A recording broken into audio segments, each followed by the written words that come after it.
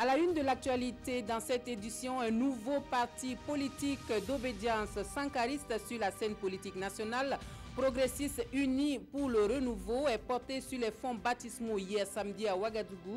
Avec à sa tête Wayi Désiré Somé, le PUR ambitionne instaurer une autre manière de faire de la politique au Burkina Faso. Et puis la Société des fibres et textiles du Burkina Faso mis en bloc les accusations sur la qualité des intrants livrés aux producteurs au cours de la campagne cotonnière écoulée. La Sofitex s'explique au cours d'un point de presse animé par l'Association interprofessionnelle du coton du Burkina Faso sur le bilan de la campagne 2017-2018. Et puis à Moscou, un sommet sur l'avenir du président syrien réunit les ministres des Affaires étrangères de la Russie, de la Turquie et de l'Iran. De nouvelles négociations pour une tentative de sortie de crise dans le conflit syrien. Bonjour, bienvenue aux actualités de la mi-journée. Un excellent appétit à vous qui êtes à table. Cela dit, nous ouvrons ce journal par le deuxième congrès du Nouveau Temps pour la démocratie, un rendez-vous donc qui pose les fondements d'un processus d'une organisation solide du NTD. C'est aussi l'occasion pour le renouvellement des instances dirigeantes du parti et Vincent Dabilgou est reconduit à la tête d'un bureau de 77 membres. Amadou Ilboudo, Maxime Zongo. Mieux se structurer pour être en phase avec les grands enjeux à venir, c'est ce qui a motivé, selon les premiers responsables du parti, Progressistes Unis pour le Renouveau, c'est le nouveau parti politique d'obédience sankariste. Vous devez consacrer définitivement l'ancrage du parti sur toute l'étendue du territoire national. Nous avions voulu montrer la face de la nation, que nous sommes un grand parti et que nous sommes la majorité. Notre option, c'est de soutenir le président Roch-Marc Christian Kaboré. Nous l'avons dit et nous l'avons fait, en montrant que nous sommes capables de mobiliser.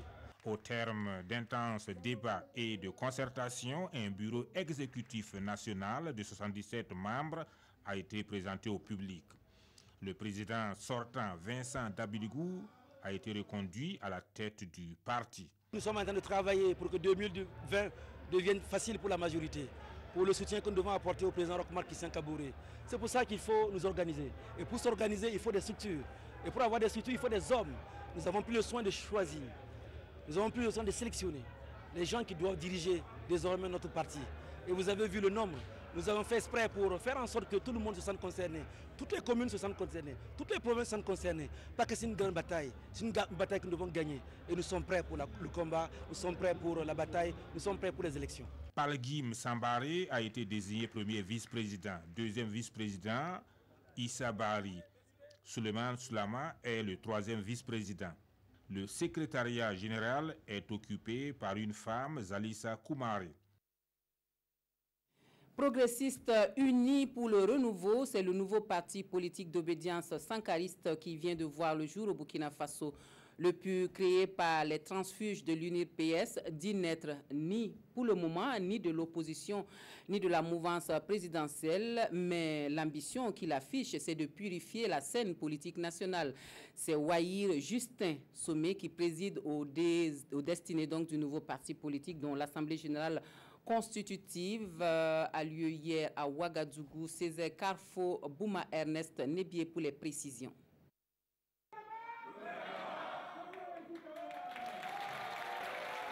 Créé par des dissidents de l'UNIR-PS, le nouveau parti progressiste uni pour le changement PUR tient son assemblée générale constitutive. Le PUR, qui se réclame d'obédience sankariste, promeut l'émergence d'acteurs nouveaux capables de placer l'éthique et l'intégrité au centre de toute action politique. Le parti est déjà en ordre de bataille pour les joutes électorales de 2020. Sûr que nous serons partants, ça on le confirme. On sera partant pour 2020. Mais comme je vous l'ai dit, toutes les informations vous seront données. Quant à la démission des leaders du PUR qui n'aurait pas été actée par les instances de leur ancien parti, Justin Somé rétorque. Ça fait longtemps qu'on ne participe plus aux activités de l'UNIR, parce que j'étais dans le bureau du secrétariat exécutif national. Le dernier congrès, on s'est retiré du bureau, parce que ça ne répondait plus à notre idéologie, à notre vision. Et après des échanges, je crois qu'on ne s'est pas accordé, mais ce n'est pas pour autant qu'on lance l'anathème, ou on jette l'anathème, si on peut le dire ainsi, à notre formation politique que nous avons accompagnée ensemble plus de 10 ans. Raison pour laquelle on n'a jamais communiqué sur notre démission. Parce qu'on s'est dit qu'on est venu librement. Quand ça ne répond pas à nos assentiments, on est parti librement. On est des militants de base. Et un militant de base, on ne le suspend pas. On n'a pas besoin d'actes particuliers pour qu'il soit hors du parti. Il vient quand il veut, il part quand il veut. Depuis quelque temps, la rumeur donnait le député Alexandre Sankara comme membre fondateur du nouveau parti. Il n'est pas membre du parti. Il est membre de l'UNIR, il est député UNIR. Bon, je ne comprends pas la question. Il est député UNIR. Comment il peut être député UNIR et être en même temps... Mais il est venu nous soutenir, c'est un camarade. Il n'est pas du PUR. Vous voulez les membres du PUR, je vous le donne. Mais il est de l'UNIR. Mais moi, je suis du PUR, étant donné que je ne suis plus de l'UNIR. Selon son président, le PUR n'est affilié à aucun bord politique pour le moment. Le bureau exécutif actuel, composé de 23 membres, va diriger le parti jusqu'au congrès de 2019. Un congrès au cours duquel des changements importants pourraient intervenir.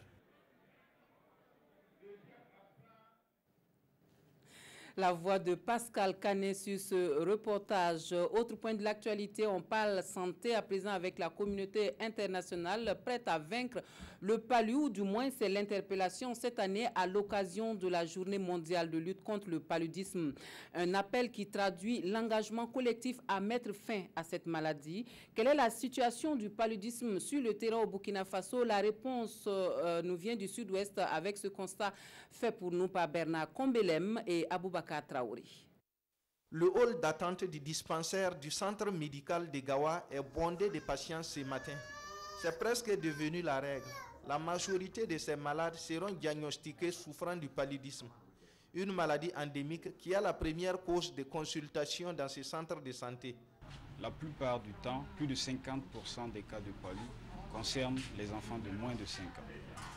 Sur la même période, dans les autres centres de santé du district sanitaire de Gawa, la situation n'est guère meilleure, ce qui a amené le district à enregistrer plus de 3500 cas de paludisme, dont 4 cas de perte en vie humaine. Nous avons enregistré 3349 cas de paludisme simple au niveau du district. Et pour ce qui est du paludisme grave, nous avons enregistré 222 cas de paludisme grave, avec malheureusement 4 décès. Depuis 2 ans, la région du sud-ouest tient la tête des régions du Burkina les plus touchées par le paludisme. En 2017, environ 9 personnes sur 10 ont contracté cette maladie. Si vous prenez 1000 personnes, les 953 en 2017 ont fait un cas de paludisme, ce qui est énorme. Et quand vous allez chez les enfants, c'est encore 3 épisodes de paludisme en moyenne. Ça, en moyenne, ça veut dire qu'il y a des enfants qui vont dépasser même 3 épisodes de paludisme dans l'année. Le directeur régional de la santé explique ces taux élevés par un facteur naturel. Le sud-ouest est une zone boisée à forte pluviométrie, favorable au nid de moustiques. À cela, il ajoute le manque d'assainissement du cadre de vie. Pour une baisse de l'incidence du paludisme dans cette région, Dr Bernard Ilboudo prône un changement de comportement individuel et collectif. À l'échelle du ménage, il faut être propre. Il faut détruire les gîtes larvaires. C'est quoi? C'est les vieux pneus, c'est les vieilles boîtes, c'est tous les vieux récipients qui peuvent collecter de l'eau ou de l'eau jetée ou de l'eau de pluie et qui favorisent donc la multiplication des moustiques. Et à l'échelle collective, c'est l'assainissement. C'est quoi? C'est apporter de l'eau potable, c'est aménager des caniveaux.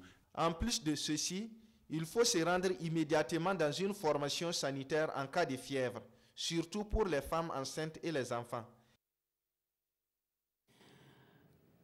Autre chose maintenant, l'association de l'interprofessionnel du coton du Burkina Faso fait le point de la campagne cotonnière 2017-2018 à la presse et donne des informations sur la campagne à venir. L'on apprend par exemple que les intrants seront cédés aux producteurs au même prix que précédemment et revenant sur la mauvaise campagne écoulée, la Sofitex nie en bloc les accusations sur la qualité des intrants livrés aux producteurs. On suit cela avec Yacouba Gamene et Pascal Canet.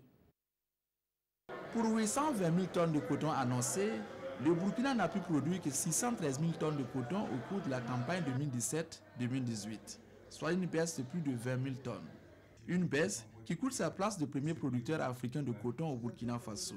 Naturellement, cette mauvaise performance qui fait des gorges chaudes au niveau de certains regroupements de producteurs revient sur la table. La Sofitex, principale concernée par ces plaintes, est catégorique. les intrants qu'elle a livrés aux producteurs est de bonne qualité. Les cailloux dont il est question dans les engrais ne sont rien d'autre que de la dolomie. D'aucuns ont soutenu qu'ils ont mis la dolomie, ces fameux cailloux, dans de l'eau et il n'y a pas eu un effet de solubilité. Et c'est vrai que la dolomie dans l'eau ne peut pas fondre en 2 minutes ou en 3 minutes. La dolomie doit être dans un contexte qui permet justement, qui lui permet de libérer son potentiel, et c'est le contexte dans lequel la dolomie libère son potentiel, c'est la mise en terre, le recouvrement donc de cet engrais et justement un apport en eau, donc la pluie, pour que la dolomie puisse libérer son potentiel. Si les engrais n'étaient pas bons, si les insecticides n'étaient pas bons, on n'aurait pas assisté à une telle physionomie des champs.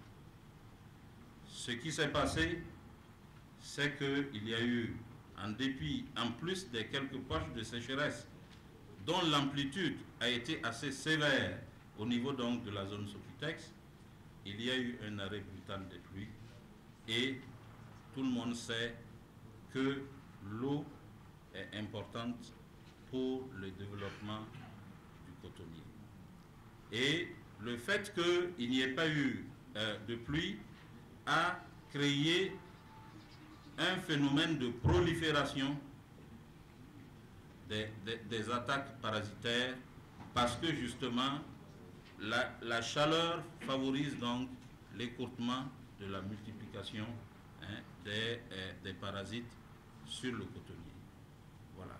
Et ce sont ces raisons qui ont conduit à la situation de décrochage de la productivité et également avec toutes les conséquences qui ont été évoquées, l'endettement donc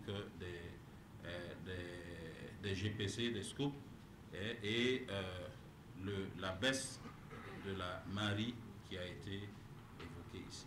Mais la campagne 2017-2018 n'est pas faite seulement que de mauvaises nouvelles. Le DG de la Socoma constate que le choix de quitter le coton OGM est payant. La production a certes baissé, mais le coton burkinabé est de meilleure qualité. La qualité du coton graine est bonne dans l'ensemble des 3 sociétés cotonnières, avec le coton premier choix qui ressort à 99,52% de la production nationale. Quant à la fibre du coton conventionnel, sa qualité s'est fortement améliorée en termes de longueur, avec des proportions de soie longues atteignant 93,36% contre 31,27% en 2015-2016, dont 65,24% des fibres produites étaient de la variété de coton génétiquement modifié. La soie courte pour cette campagne ressort à 0,33%.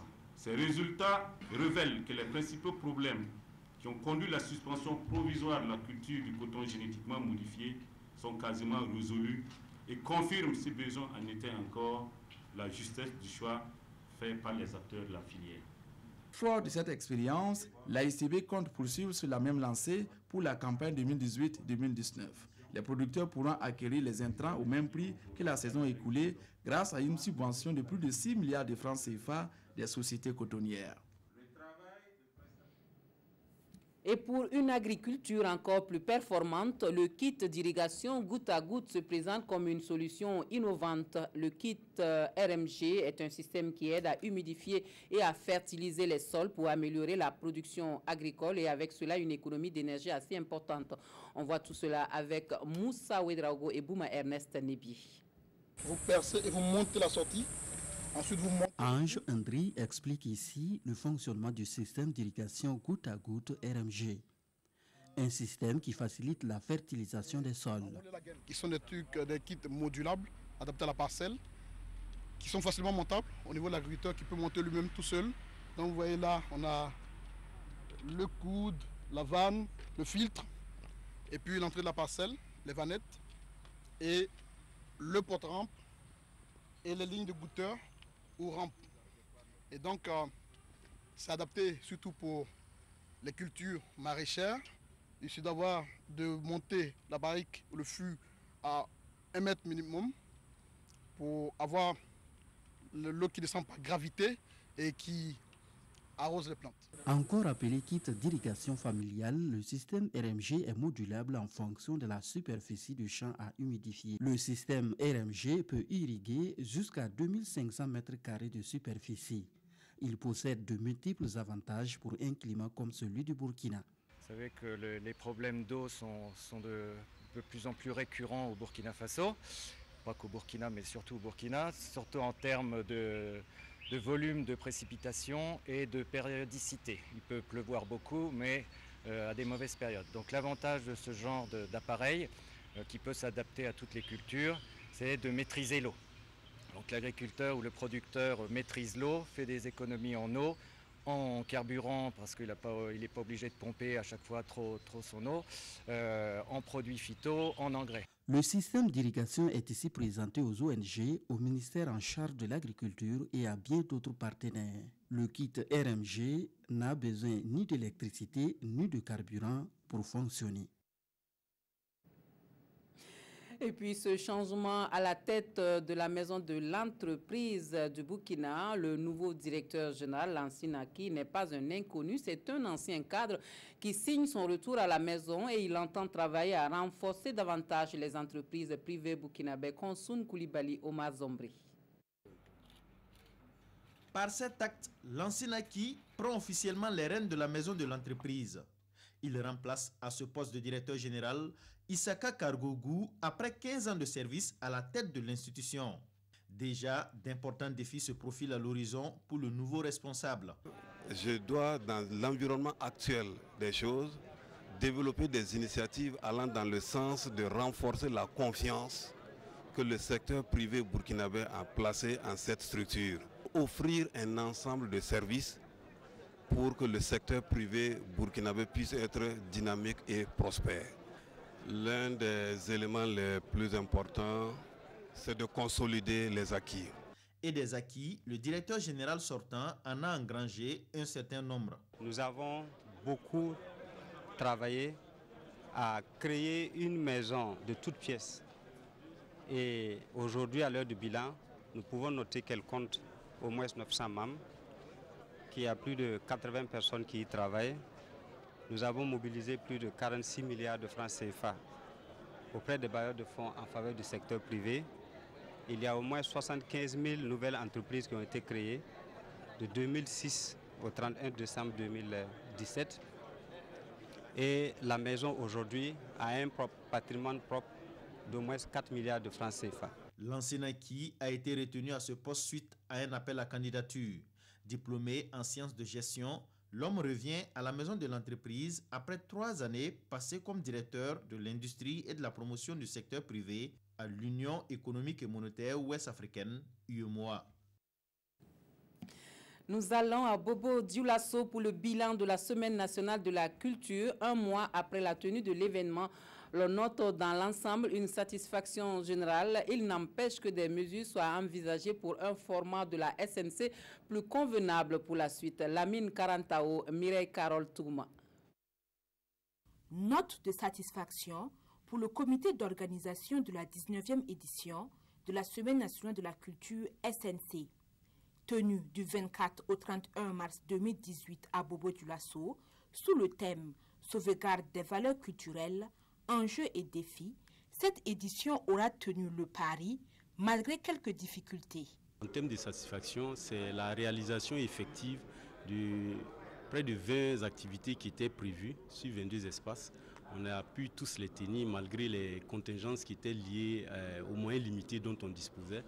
Il y a aussi le fait que pour ce qui concerne les prestations, mais aussi l'implication des populations et puis des artistes aux différentes activités, on est arrivé à prendre en compte les recommandations fortes qui avaient été formulées lors de l'édition passée. Les regards sont désormais tournés vers la prochaine édition. Des réflexions vont se mener en vue d'améliorer la Biennale de la culture.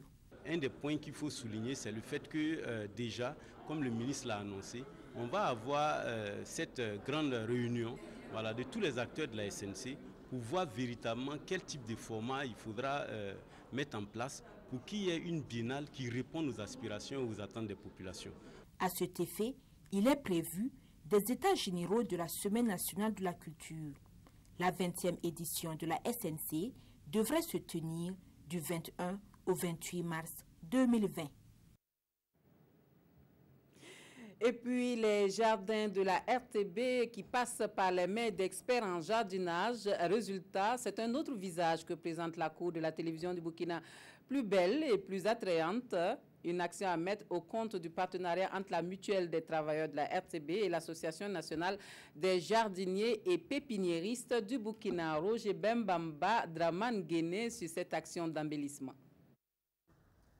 Déterminé, il donne une nouvelle vie au jardin de la télévision du Burkina. Ses amis de la nature, réunis au sein de la Fédération nationale des jardiniers et pépiniéristes du Burkina, plantent, élaguent des arbres et nettoient la cour.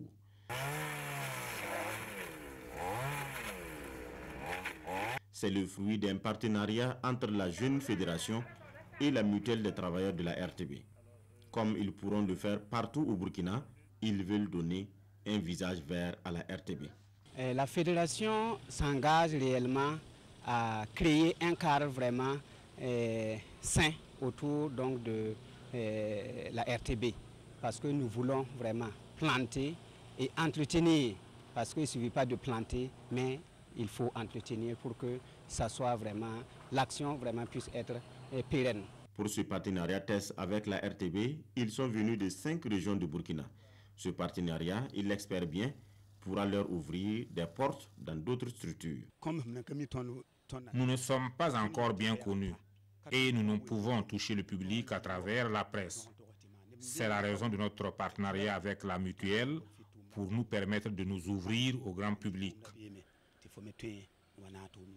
L'ambition est de réunir tous les jardiniers et pépiniéristes du Burkina au sein de cette fédération fêtière.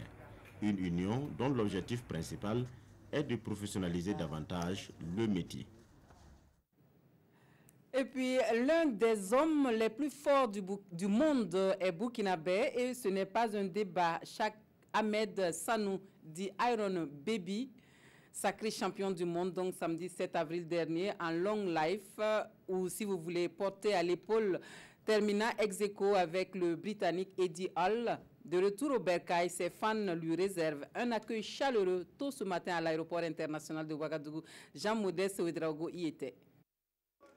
Le Burkina Faso peut être fier de son fils, Cheikh Ahmed Sanou, dit Iron Bibi, champion du monde ex aequo avec le Britannique Eddie Hall. Accueilli à l'aéroport international de Ouagadougou par ses fans, les premiers mots du natif de Burkina Faso sont à l'endroit du peuple burkinabé. Encore merci au peuple burkinabé pour tout le soutien. Comme vous le savez, j'ai commencé ce sport au Canada et si vous voyez que je décide de représenter le Burkina Faso, c'est parce que vraiment j'aime bien mon peuple et je suis vraiment très reconnaissant. Et si vous voyez que je fais encore flotter le drapeau du Burkina Faso, c'est grâce au soutien vraiment du peuple. Donc ça m'encourage et j'espère remporter encore beaucoup plus de trophées. Et comme je l'ai dit chaque fois, c'est le début. Donc le Burkina Faso va triompher dans tout le monde entier. Après avoir écarté sur son chemin 13 concurrents de renom, Cheikh Ahmed Sanou se hisse en finale et soulève 213 kg, un exploit.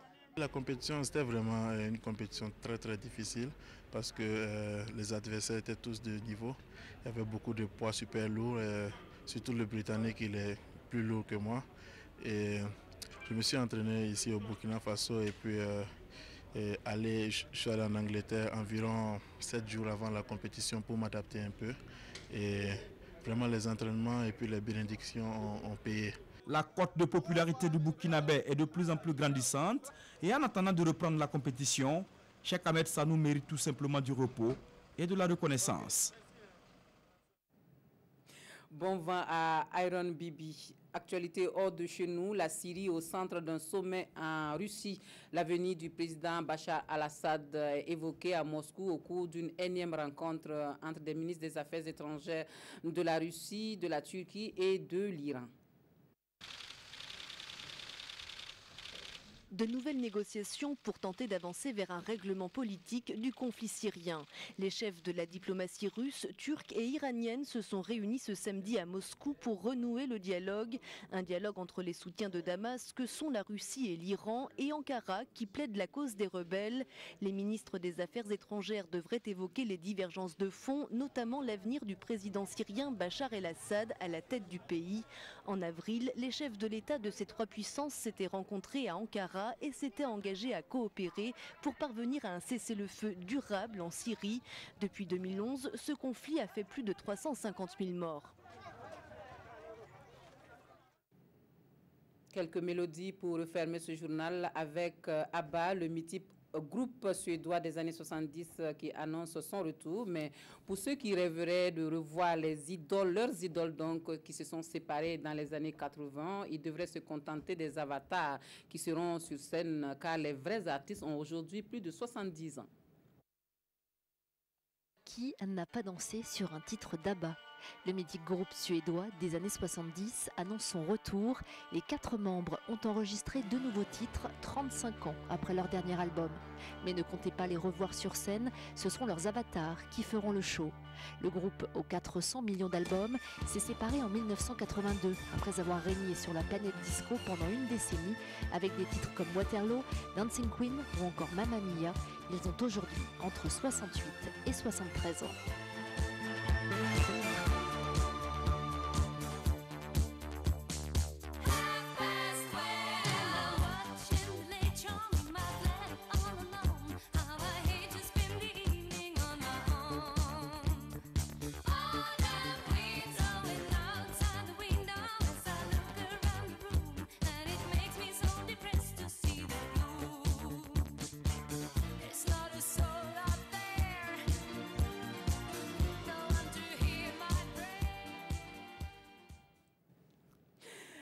On s'arrête ici pour les informations de la mi-journée. Merci de nous avoir reçus chez vous. Merci à l'équipe de coordination et de réalisation de cette édition. À tous et à toutes, je souhaite une excellente journée dominicale.